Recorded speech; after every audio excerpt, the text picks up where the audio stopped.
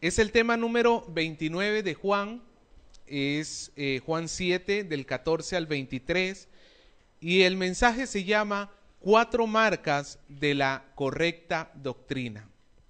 4 marcas de la correcta doctrina. Leemos, dice así: Mas a la mitad de la fiesta subió Jesús al templo y enseñaba. Y se maravillaban los judíos diciendo: ¿Cómo sabe este de letras sin haber estudiado? Jesús le respondió y dijo: Mi doctrina no es mía, sino de aquel que me envió. El que quiera hacer la voluntad de Dios, conocerá si mi doctrina es de Dios o si yo hablo por mi propia cuenta. El que habla por su propia cuenta, su propia gloria busca. Pero el que busca la gloria del que le envió, este es verdadero y no hay en él injusticia. ¿No os dio Moisés la ley y ninguno de vosotros la cumple? ¿Por qué procuráis matarme? Respondió la multitud y dijo: Demonio tienes, ¿quién procura matarte? Jesús respondió y les dijo: Una obra hice y todos os maravilláis. Por cierto, Moisés os dio la circuncisión, no porque sea de Moisés, sino de los padres, y en el día de reposo circuncidáis al hombre. Si recibe el hombre la circuncisión en el día de reposo, para que la ley de Moisés no sea quebrantada, ¿os enojáis conmigo porque en el día de reposo sané completamente un hombre?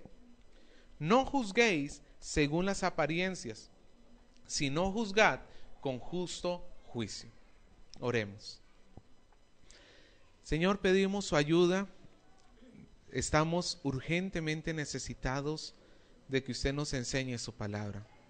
No queremos adentrarnos en ella sin su compañía, sin su instrucción, sin su espíritu que nos dirija. Queremos pedirle que usted nos ayude a entenderla, que usted nos ayude a asimilarla, que a través de ella usted redarguya nuestro corazón, nuestra alma, de manera, Señor, que podamos nosotros glorificarle, por favor. Gracias por estar con nosotros, gracias por guardarnos del mal, gracias por ser nuestro refugio. Le amamos, Señor, en el nombre de Jesús. Amén. ¿Cómo se llama, hermano, el mensaje de la mañana de hoy? 4 marcas de la correcta doctrina.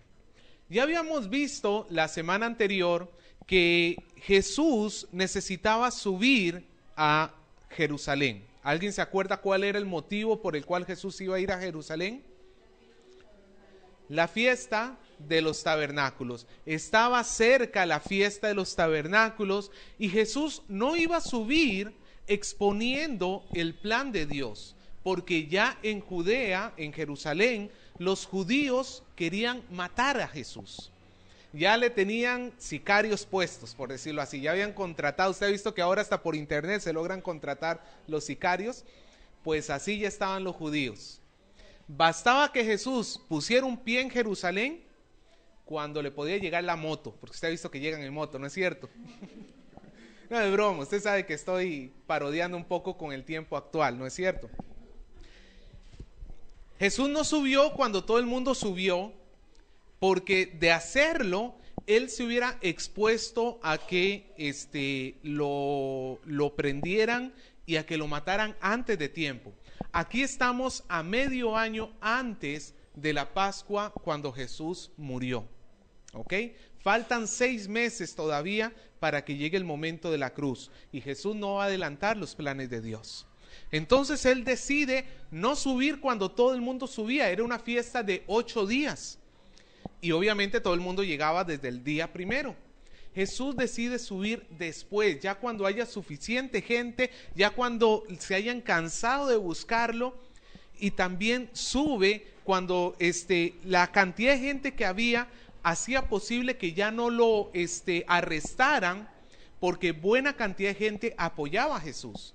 Y entonces si los judíos hacían algo contra Jesús, se iban a ganar problemas con el pueblo. ¿Me dejo entender hasta ahí? Es lo que nos viene diciendo el capítulo 14, el versículo 14, perdón. Mas a la mitad de la fiesta subió Jesús al templo y enseñaba. Ya Jesús salió de su anonimato, él había subido de incógnito, por decirlo así, de perfil bajo, sin despertar mucho, llamar mucho la atención, porque nuevamente repetimos, él no quería ser apresado, todavía no era el tiempo. Jesús no le huía a la muerte, pero tampoco era un imprudente que iba a adelantar los planes de Dios. Y él, cuando sube al templo, entonces ya sale a la luz pública, ya se expone a que todo el mundo lo comience a ver, pero también está protegido por las masas, porque no lo van a arrestar fácilmente. Los judíos, vamos a ver más adelante en el resto del capítulo, que los judíos mandan a arrestar a Jesús, pero no lo pueden hacer. Y vemos que entonces Jesús fue bastante sabio para con sus decisiones, que fue el tema que tomamos la semana pasada.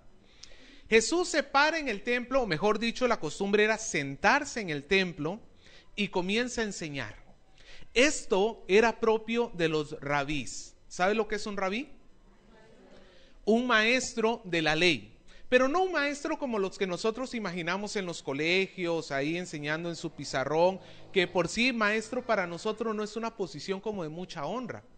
Perdónenla si hay maestros entre nosotros. No es exactamente como decir, wow, el gran cargo. Tampoco es un cargo malo, es un cargo de mucho respeto. Pero para la cultura judía era un cargo altísimo. Ser maestro de la ley era ser una de las personas de las esferas más altas de la sociedad. Pero Jesús no pertenecía a esa esfera por estudios. Jesús no fue como otros maestros que se fueron a escuelas rabínicas y pasaron ellos eran desde chiquitos, estudiaban años y años y años, desde que eran muy pequeños, para finalmente convertirse en rabís. Jesús no pasó por esa escuela, él no tenía una preparación académica, puesto que él no venía en calidad de rabí, pero él tenía el conocimiento de Dios. Él era un maestro no por un título en la pared, sino por capacidad propia. Y Jesús se para en el templo y comienza a enseñar. Rápidamente, el grupo de judíos que está alrededor de Jesús le llama la atención y comienzan a escuchar el mensaje de Jesús. Y en el versículo 15, ¿qué nos dice? Dice que se maravillaban. Ahora, para nosotros en español la palabra maravillarse es un sorprenderse para bien, ¿no es cierto? Tiene una connotación positiva. Cuando usted ve a su hijo que se saca un 20 en matemáticas, wow, usted se maravilla, ¿no es cierto? Hasta que se siente feliz, ¿no es cierto? La palabra griega que se traduce aquí por maravillarse no necesariamente es positiva, es neutra. Puede ser maravillarse, asombrarse para bien, pero también puede ser asombrarse para mal. Y en el caso nuestro, los judíos estaban asombrados de las palabras de Jesús, pero no porque admiraran a Jesús, sino porque se asombraron de lo que decían, pero para mal. ¿Me dejo entender? Y por eso es el comentario que dicen en el versículo 15. ¿Cómo puede esa palabra es como despectivo, ¿ok? Como peyorativo, como diciendo, ¿y quién es este? ¿Por qué está hablando si ni siquiera ha estudiado? No sabe de letras. Esto significa no ha ido a una escuela rabínica. A ver, Jesús, ¿dónde está tu título? ¿Qué maestro es el que te respalda? Jesús va a responder a eso, dicho sea de paso. Pero él no pertenecía a una escuela terrenal, porque Jesús no venía a aprender del mundo. Él venía a enseñar al mundo. Y lo vemos, no lo busque, pero lo vemos en el Evangelio de Lucas, cuando se pierde. ¿Se acuerda cuando Jesús es chiquito, a los 12 años lo llevan al templo? Y María y José se van, y después de 3 días, se dan cuenta que Jesús no está, y se regresan 3 días de camino, y cuando llegan al templo, los ancianos del templo estaban maravillados, para bien, de lo que Jesús hablaba. Estaban asombrados. A los 12 años, este jovencito Jesús tenía el conocimiento maduro. Él es la fuente del conocimiento. Con eso, hermano, no quiero decir que estudiar sea malo, porque no vaya a ser que alguno diga, como Jesús no estudió, pues entonces yo no voy a estudiar. Si tú tienes la misma mente y eres el mismo Hijo de Dios en la tierra, no estudies. Pero si no eres el Hijo de Dios en la tierra, lo más lógico es estudiar. Pero lo que Jesús va en contra también con este pasaje es que el título no te da tu valor como persona. Quizá, hermano, nosotros digamos, no, pero yo he estudiado un discipulado en una iglesia chiquita, no vale tanto como el de la iglesia grandota de por allá. Eso no es el título, como diría el dicho popular, el hábito no hace al monje. No es no es quién te da tu título lo que cuenta. Lo que cuenta es de quién has aprendido verdaderamente, si has aprendido de Dios. Amén. Ok. Bueno, ese es el contexto entonces en que tenemos. Los líderes están criticando a Jesús. Curioso, ellos no criticaron la enseñanza de Jesús. Era incuestionable. No le encontraban falla alguna a las palabras de Jesús. Pues si tú no encuentras falla en el testimonio o en las palabras de uno, pues entonces el plan B es encontrar fallas en la persona que lleva ese mensaje. Si tú logras desvirtuar a la persona, su mensaje por ende cae. Y esa es la estrategia de los judíos. Vea que ellos no se quejan del mensaje. Ellos se quejan de que Jesús no tiene preparación. Jesús no había cumplido con las normas tradicionales de los maestros. Y Jesús va a defenderse de esa acusación defendiendo su doctrina, mostrando 4 marcas que tiene su enseñanza que validan quién es Él. Hermano, vamos a esto. La enseñanza, la doctrina de una persona y su ser, su forma de ser, están estrechamente ligados. Nadie es un buen maestro enseñando una mala doctrina, ni nadie es un mal maestro enseñando una buena doctrina. Según el fruto del árbol, así es el árbol. Si el árbol es bueno, su fruto es bueno. Si el árbol es malo, su fruto es malo. Entonces vamos a estudiar estas 4 marcas que nos van a ayudar a nosotros en el tiempo de hoy, porque hermano, estamos bombardeados de mensajeros. Estamos bombardeados, usted enciende la televisión, enciende la radio, va a internet y hermano, se va a encontrar infinidad de mensajes. Y muchos mensajes son completamente opuestos al del otro. No sé si se ha dado cuenta. Abiertamente opuestos, mientras que unos dicen negro, el otro dice blanco, mientras que unos dicen nada, el otro dicen todo, y uno se para en el medio y dice, pues ¿a quién la escucho? Vamos a aprender estas 4 marcas para que podamos diferenciar cuando una doctrina es de Jesús, porque los mensajeros actuales de Jesús llevan sus 4 marcas. Si carecen de estas 4 marcas, por muy papa que sea, no debemos prestarle atención. Y dicho sea de paso, hermano, estas 4 marcas se van a ver reflejadas en los que de verdad escuchan la palabra de Dios. Estas 4 marcas se van a ver reflejadas en la vida de los verdaderos discípulos. Entonces tenemos una doble utilidad. Nos ayuda para filtrar los mensajes que llegan a nosotros, pero también estas 4 marcas nos van a ayudar para ver cómo está nuestra vida delante de Dios. Pasó la ambulancia y los bomberos. Bien, vamos a la primera marca, ¿sí? La primera marca es la fuente de la doctrina. Versículo 16. ¿De dónde proviene la doctrina? Dice, Jesús respondió, mi doctrina no es mía, dice, sino ¿de quién?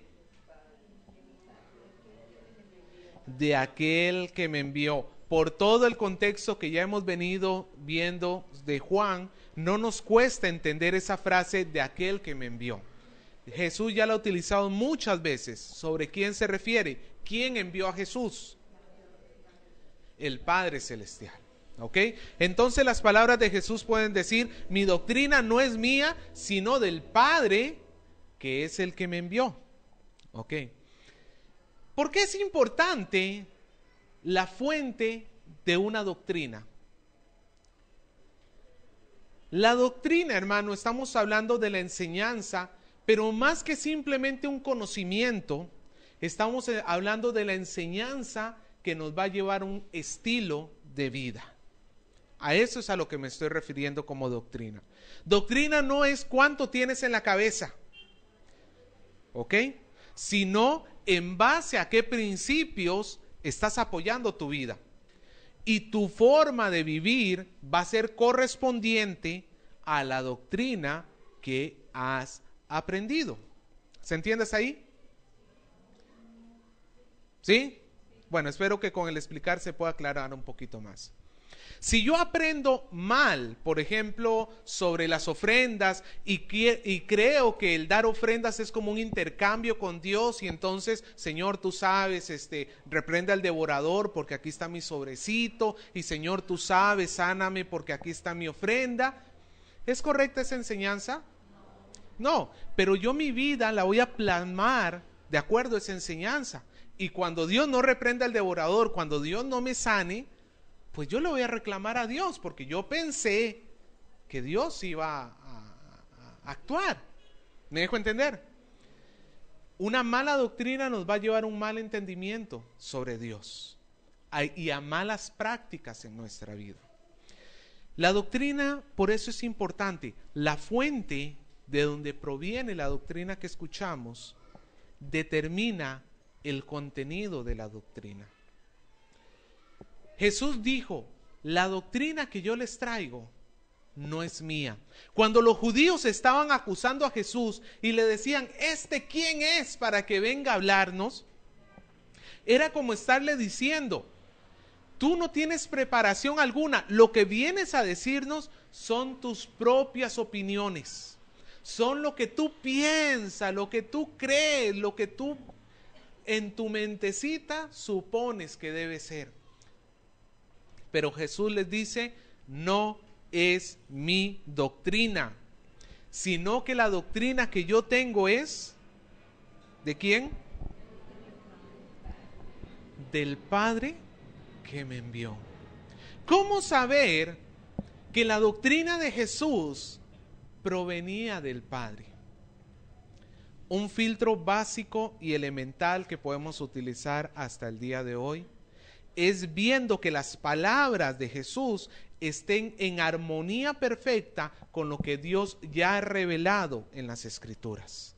Los judíos hasta ese momento tenían el Antiguo Testamento.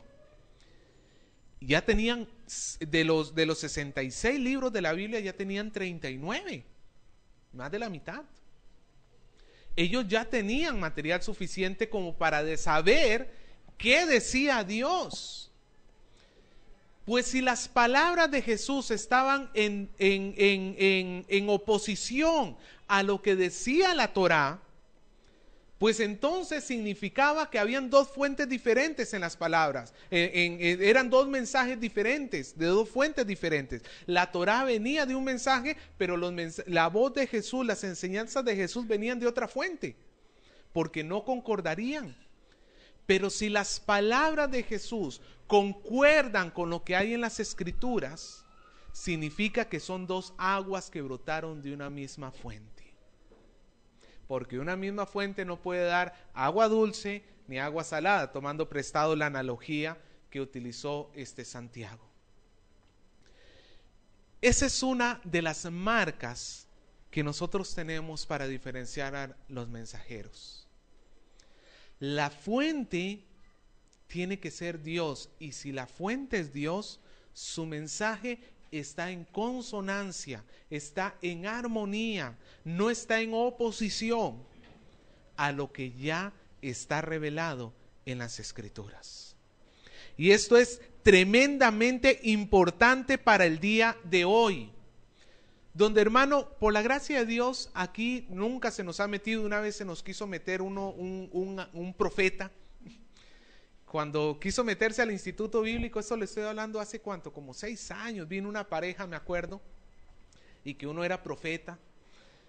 Pero cuando nos vio tan chiquita la iglesia y como tan insignificante, por la gracia de Dios, se fue. Pero cuando encendemos internet, cuando vamos a la televisión, a la radio, ¿hay o no hay personas que se adjudican a sí mismos la palabra de Dios?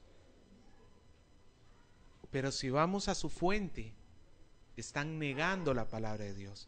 Ayer estábamos hablando con un hombre aquí de la iglesia, y esta persona nos decía que andaba, había visitado otra iglesia porque andaba con su familia lejos, y él se sorprendió cuando vio que la Biblia, cuando el predicador abrió y leyó un versículo, una línea de la Biblia, y luego se olvidó del versículo y comenzó a contar sus experiencias. Ese mensaje no está fundado en la Biblia, por más que haya tenido la Biblia en el púlpito y por más que haya leído. Ese mensaje, su fuente no es Dios, su fuente es en sí mismo. Entonces, hermano, ¿cuál es la primera marca? Que la fuente tiene que ser Dios. La fuente, la doctrina es Dios. Ahí tenemos a los de Berea. ¿Se acuerdan Hechos 17? Versículo 11.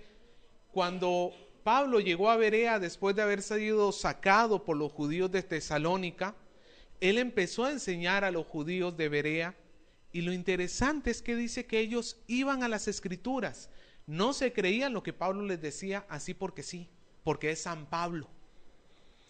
No, iban a las Escrituras y verificaban si lo que habían escuchado era así. Y la Biblia los cataloga como más nobles por esa acción. Personas, hermanos, de un mayor entendimiento, más prudentes. No seamos nosotros en ese sentido ingenuos, incrédulos. Todo mensaje de Jesús viene del Padre. ¿Amén? Ok. ¿Cuál es la segunda marca entonces?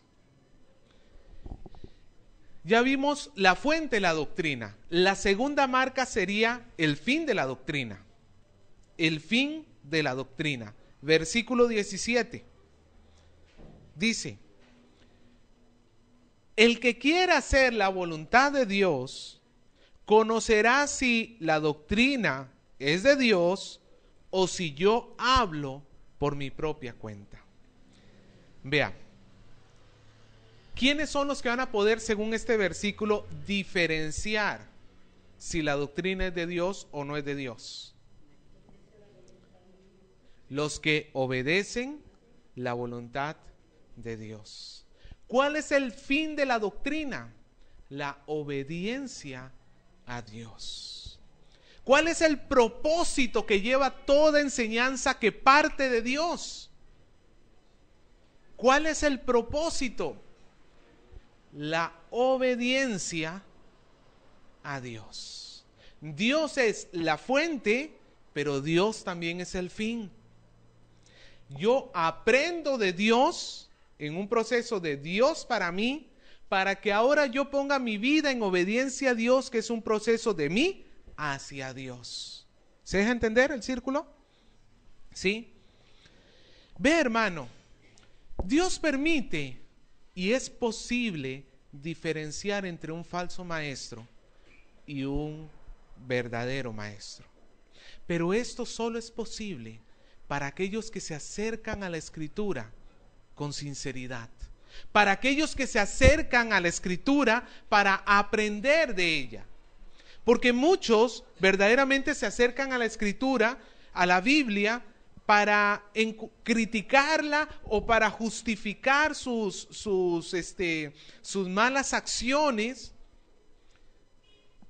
Por ejemplo, alguna vez un joven dijo, pues si Dios, ojo, mire, ahí va de por medio hasta Dios, dijo, si Dios hubiera querido que los hombres y las mujeres tuviéramos ropa, pues nos hubiera puesto la ropa desde el inicio. Y así justificaba este hombre la pornografía que veía.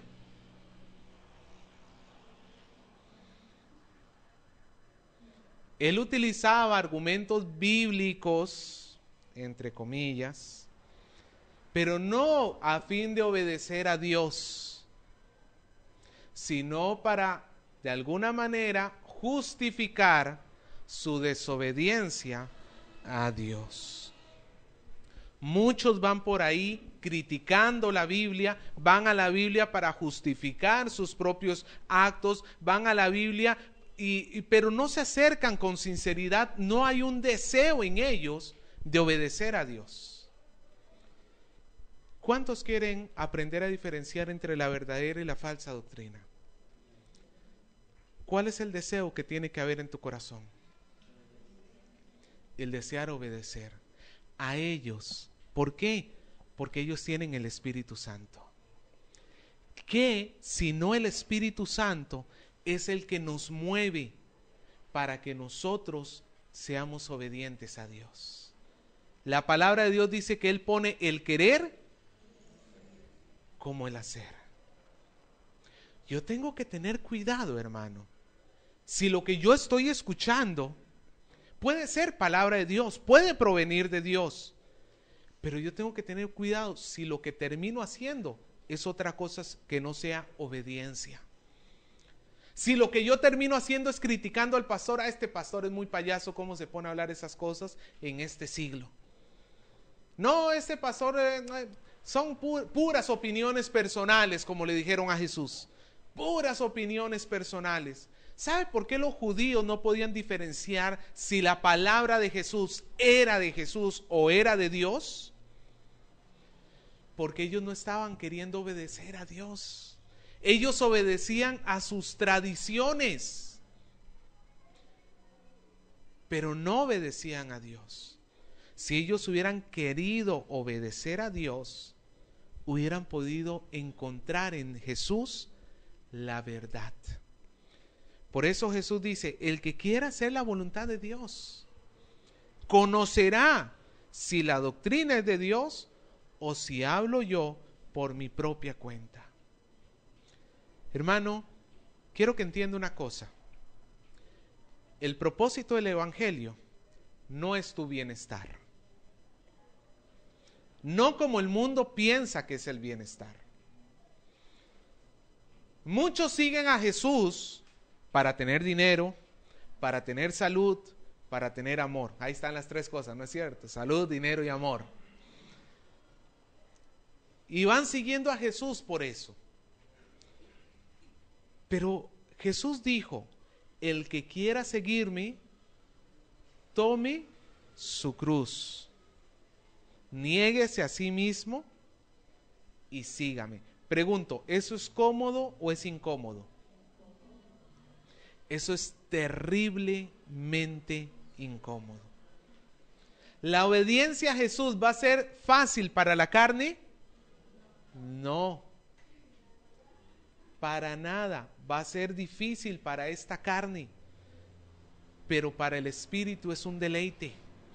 El problema está Si nosotros no tenemos deleite en nuestro espíritu por obedecer a Dios, significa que algo grave está pasando en nuestro corazón. Es cierto, yo hermano le entiendo si usted me dice que le cuesta obedecer. Eso a mí me cuesta, a todo cristiano en el mundo le cuesta obedecer. Pero lo que no pudiera entender es si usted me dice que no encuentra gozo en la obediencia. ¿Me dejo entender? No entendería una persona que en su carne el combate con el pecado le cueste, pero en el espíritu haya gozo y hay un deseo de obedecer más a Dios, porque esa es la marca de los que han llevado, los que han recibido la doctrina de Jesús. Jesús dice que aquellos que saben diferenciar la verdadera doctrina, esa verdadera doctrina, ¿a dónde los va a llevar? A la obediencia. Amén. Entonces ya tenemos dos marcas de las 4. La primera marca es la fuente de la obediencia. ¿Cuál es la fuente? La fuente de la doctrina. ¿Cuál es la fuente de la doctrina? Dios. La segunda marca es el fin de la doctrina. ¿Cuál es el fin de la doctrina? La obediencia a Dios, por supuesto. Tercera marca, la motivación de la doctrina. Versículo 18. El que habla por su propia cuenta, su propia gloria busca, pero el que busca la gloria del que le envió, este es verdadero y no hay en él injusticia. ¿Cuál es la motivación de la doctrina? La gloria de Dios. Ve, hermano, que todo va girando en torno a Dios. Si es la doctrina de Dios, todo tiene que girar en torno a Él. Dios es la fuente, Dios es el motivo, el fin, y la motivación que tiene esta persona por seguir a Dios es la gloria de Dios. Cuando usted escuche un mensaje, hermano, cuando usted tenga un maestro, tienes que observar qué es lo que mueve a ese maestro estar ahí delante tuyo. Esto no es tan fácil saberlo de maestros que vemos poco tiempo. Por eso es que, hermano, nosotros tenemos que tener una consideración muy en especial, no a los maestros que vemos en la tele, aunque los buenos maestros hay que agradecerles a Dios. Hay que tener una consideración muy especial a los maestros que conviven con nosotros, porque a ellos son los que vamos a poder evaluar si su vida está buscando la gloria de Dios o su propia gloria. Un verdadero maestro, una doctrina que viene de un verdadero maestro, no está vanagloriándose, no está buscando lo suyo propio, está buscando la gloria de Dios. Cuando usted ve maestros que, por ejemplo, lo que se dedican es al lucro, hacen del evangelio mercancía, hacen de los creyentes, hermanos, de verdad, ovejas que trasquilan para su propio provecho. O vemos maestros que lo que están buscando es el reconocimiento público. Ministerios Adrián Pérez. ¿Me dejo entender? Hay muchos ministerios que han puesto nombre de predicadores, pero ya después de morir. Por ejemplo, hay un ministerio llamado John Stott, de un gran predicador, John Stott, pero mientras John Stott estuvo con vida, nunca permitió que le pusieran su nombre a un ministerio. Ya muerto ya no se puede defender el viejito tampoco. Ya sus discípulos, por decirlo así, ya lo hicieron. Pero mientras estuvo con vida, no lo permitió. Él quería que se llamara su iglesia Langham, por la avenida donde estaba, se llamaba Langham la avenida, Y él le dijeron, no, pero tu nombre llama más la atención. No, dijo. ¿Quién conoce el ángel? Les decía, todo el mundo conoce a John Stott. No. Mi nombre no, porque no soy yo. Nunca, hermano, nunca un verdadero predicador anda buscando su propia gloria. Nunca. Pero los judíos eran famosos, y Jesús ya los había denunciado en Juan 5, 43 y 44, cuando Jesús dice, cuando viene el enviado del Padre, ustedes no lo reciben, pero cuando viene otro en su propio nombre, a ese sí lo reciben. Les dan gloria, se buscan la gloria el uno al otro, y están ahí que ¿cómo se dicen? Se franelean el uno al otro. Oye, qué grande eres, qué brillante eres. Y hermano, se deja la gloria de Dios de costado. ¿Qué es gloria para poder definir en este término? La reputación de Dios, la buena reputación de Dios. Cuando la gente te ve vivir a ti, ¿glorifica a Dios o te glorifica a ti? No es lo mismo. En el Sermón del Monte, cuando Jesús habló de amar a los enemigos, Él dijo, para que el mundo vean sus obras, la de los creyentes, y le glorifique a Dios. Cuando el mundo es obediente a Dios, ¿quién se lleva la gloria? Dios, a través de nuestras acciones. Jesús dijo que cuando una persona, un maestro, busca la gloria de Dios, entonces su palabra es verdadera. Y él no está tratando de desviar a nadie. ¿Se acuerda la semana pasada cuando vimos la posición que tenía la multitud? Que una parte de la multitud decía, Él es bueno, dice en el versículo 12 de este mismo capítulo. Él es bueno. Pero por el otro lado había gente que decía, no, quiere engañar al pueblo. Jesús dice, no.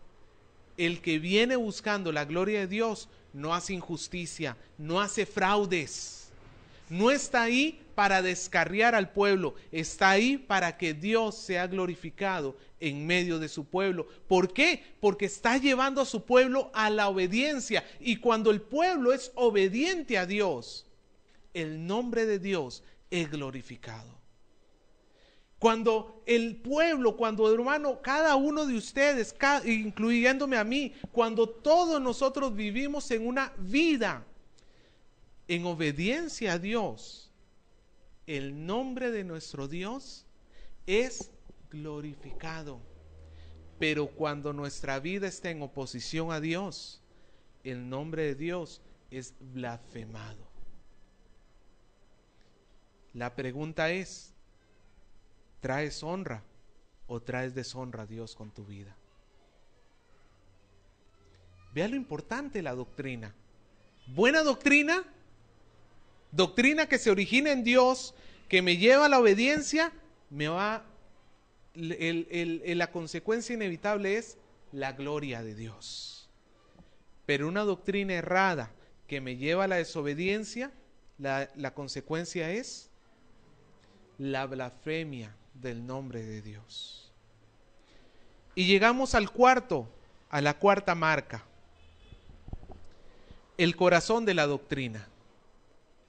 Versículo 19 en adelante. Vea lo que dice Jesús. ¿No os dio Moisés la ley y ninguno de vosotros la cumple? ¿Por qué procuráis matarme? Respondió la multitud y dijo, demonio tienes, ¿quién procura matarte? Ojo, antes de ver el corazón de la doctrina, quiero que noten algo. Jesús hizo dos acusaciones hacia la multitud. ¿Cuál fue la primera? En el versículo 19. Que no cumplían la ley de Dios. Y la segunda, que querían matarlo. ¿Cuál de las dos acusaciones fue apelada por la multitud? ¿Cuál de las dos acusaciones ellos dijeron que no iban a hacer? Matarlo. No dijeron nada sobre la ley. Significa que esta multitud incumplía la ley de Dios. No se pudieron excusar en ese sentido. No lo pudieron hacer. Pero vea lo que dice Jesús. Ustedes tienen la ley, pero lo que están intentando, ¿qué es? Matarme. Y eso es un incumplimiento a la ley.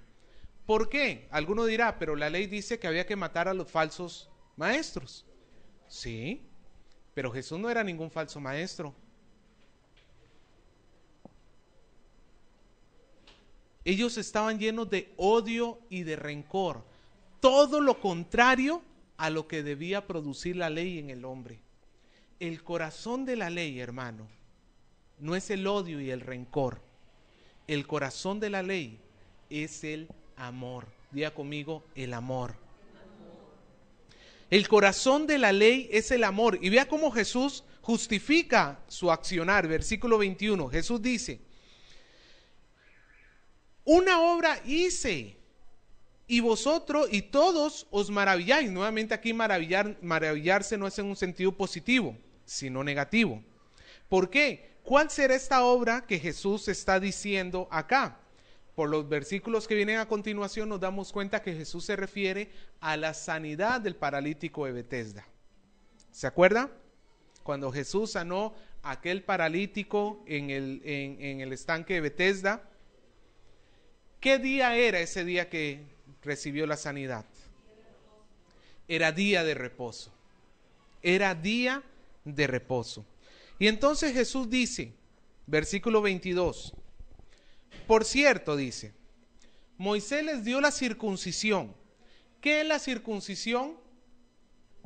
Era cuando el pueblo judío, los padres, cortaban el prepucio, la carne, por decirlo así, de una porción del miembro viril del hombre, ¿ok? Y esto representaba que se le cortaba la corrupción de este hombre para incorporarlo al pacto de Dios. Era parte del pueblo de Dios. Si alguien quería ser judío, hablando de los hombres, tenía que ser circuncidado. Algunos preguntan, ¿tengo que circuncidar a mi hijo hoy en día? Si es por una cuestión de salud, hágalo. Si es por una cuestión religiosa, ni le hace hijo de Dios, ni lo deshace como hijo de Dios. Es completamente algo del cuerpo. No tiene nada que ver, no hace nada por el alma y el espíritu. Bueno, Jesús dice, Moisés les mandó a que ustedes circuncidaran a los hombres, ¿ok? Y vea lo que dice al final del versículo 22. Y en el día de reposo circuncidáis al hombre. Vea, hermano, los judíos, ya lo habíamos hablado el día que hablamos sobre el día de reposo, los judíos, el día de reposo, las actividades que se podían hacer estaban contadas. Habíamos hablado sobre una gente que no podía ir al baño en día de reposo porque la letrina quedaba más lejos del número de pasos que podían dar en ese día. Y entonces, ¿qué queda? Aguántate. Ellos tenían tan parametrado todas las cosas que si podías recoger algo del piso, que si cargabas algo, qué sé yo, cargabas a tu perro, tu gato, y eso es trabajo, que hermano, estaba todo tan parametrado. Pero sin embargo, si el octavo día de nacido un niño caía sábado, día de reposo, ¿qué tenían que hacer los padres? Circuncidarlo. A pesar de que fuera día de reposo. Entonces, ahí hay una violación del día de reposo, ¿sí o no? Por lo menos en los términos de la mente judía. Hay una violación. Y es lo que Jesús está diciendo. A ver. Ustedes me acusan a mí de sanar a un paralítico en día de reposo. Pero si es día de reposo y toca circuncidar a un niño, ¿a quién le hacen caso ustedes? ¿A la ley del día de reposo o a la ley de la circuncisión? A la ley de la circuncisión. Violan la ley del día de reposo por cumplir la ley de la circuncisión. ¿Qué es lo que los debe mover a esa decisión? El amor. ¿Por qué razón? Porque si no se circuncida ese niño no forma parte del pacto de Dios. Un padre que no quisiera circuncidar a su niño era despiadado en la cultura judía. Era un padre que no amaba a su hijo porque lo mantenía lejos del pueblo de Dios. Pero si el padre ama al niño, el amor lo lleva a circuncidarlo, a pesar de que es día de reposo. El corazón de la ley es el amor. Las cosas en la ley se tienen que mover por amor. Ahora, el argumento de Jesús, vamos al versículo 23. Vamos a ver su argumento. Jesús dice, a ver, entonces, si recibe un niñito, un bebé, la circuncisión en el día de reposo, para no quebrantar la ley de Moisés, ¿por qué se enojan conmigo si yo sané completamente a un hombre en el día de reposo? ¿Cuál es el argumento de Jesús? Es el siguiente. Pregunto, o mejor, primero informo. El judío pensaba que el cuerpo tenía 248 miembros. ¿Cuáles eran? No lo sé, pero uno de esos miembros era el miembro viril. En la circuncisión, ¿cuántos miembros de esos 248 miembros se trataban? Uno solo, su miembro viril, punto. No tocaban, no hacían una cirugía al corazón, nada. Solamente tocaban su miembro viril, punto, hasta ahí. El paralítico de Betesda necesitaba más que simplemente la reparación de uno de los miembros de su cuerpo. Jesús dice, yo lo sané completamente. Significa en su cuerpo la sanidad en sus 248 miembros, pero después también significa la sanidad de su alma. Si el día de reposo se podía encargarse del cuerpo de un hombre, ¿cómo no encargarse de su alma? Si el día de reposo se atendía un miembro del hombre, ¿cómo no encargarse de todos los miembros de su cuerpo? ¿Me dejo entender? ¿Por qué tener amor hacia un niño en el día de reposo y no tener amor hacia un hombre en el día de reposo? Y era lo que la multitud, los judíos, los líderes judíos no entendían. Ellos estaban apegados a sus tradiciones. Ellos querían que su tradición se cumpliera, no la palabra de Dios. A ellos lo que le importaba era su tradición, pero Jesús les lleva de vuelta al corazón de la ley, al corazón de la doctrina. Ustedes han errado porque quieren circuncidar, pero no ayudar. Cuando en realidad el corazón, a lo que te mueve la doctrina de Dios, cuando viene de Dios, es al amor al prójimo. Jesús dijo que toda la enseñanza del Antiguo Testamento se resume en 2 mandamientos. ¿Cuáles son esos 2 mandamientos? Amarás a Dios y amarás a tu prójimo. Hermano, si yo tengo un sistema de vida, un sistema de doctrina, si yo soy catedrático, doctor en ley o no sé lo que quiera hacer y no soy movido al amor al prójimo, mi doctrina no viene de Dios. Usted ha visto lo que está sucediendo hoy en día con los musulmanes, ¿no es cierto? cómo están reventando bombas en todo sitio, esto del Estado Islámico, están matando gente. Y el asunto con ellos es, si tú no crees en lo que yo creo, yo te mato a ti. ¿Sabe lo que dice el cristianismo sobre esa forma de ser? El cristianismo más bien diría, si tú no crees lo que yo creo, yo te amo a ti. Nada me justifica el tenerte odio y rencor. Así tú me odies y me tengas rencor a mí, yo no te voy a odiar a ti.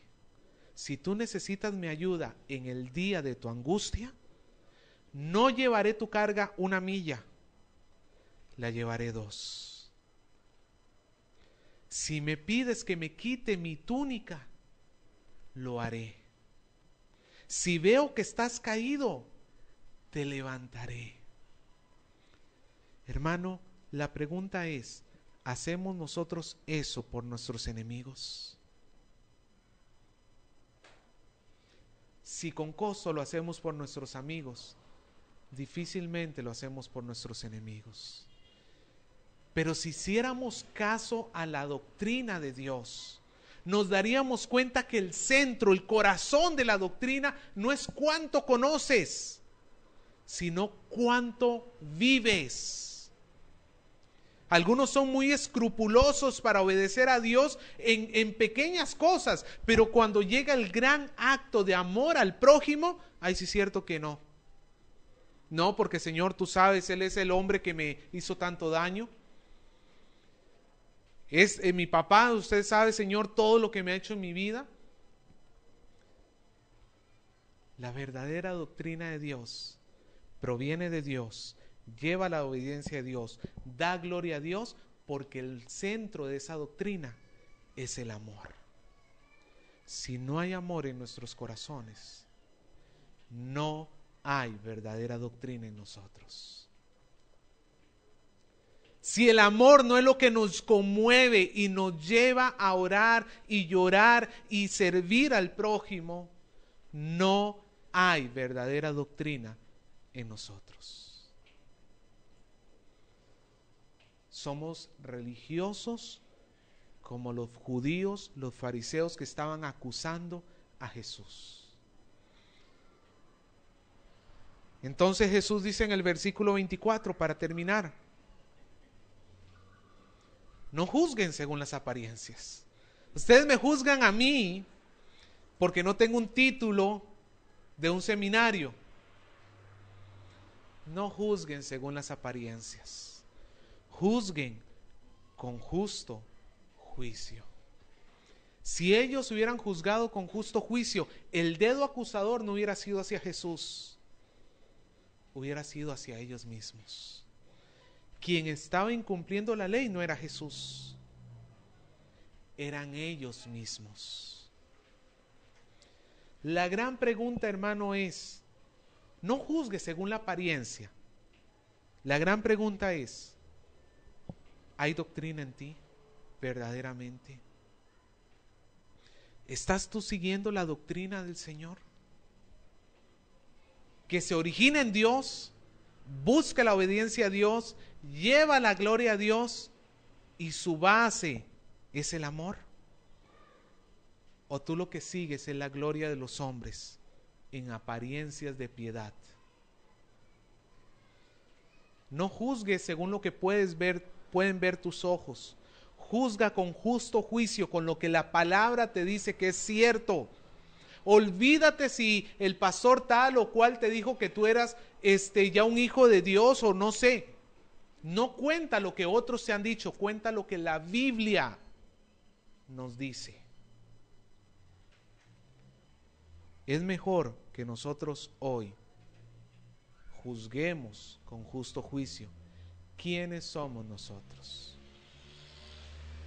Si con la doctrina que se nos da la tiramos al tacho de basura o llevamos la gloria al Señor.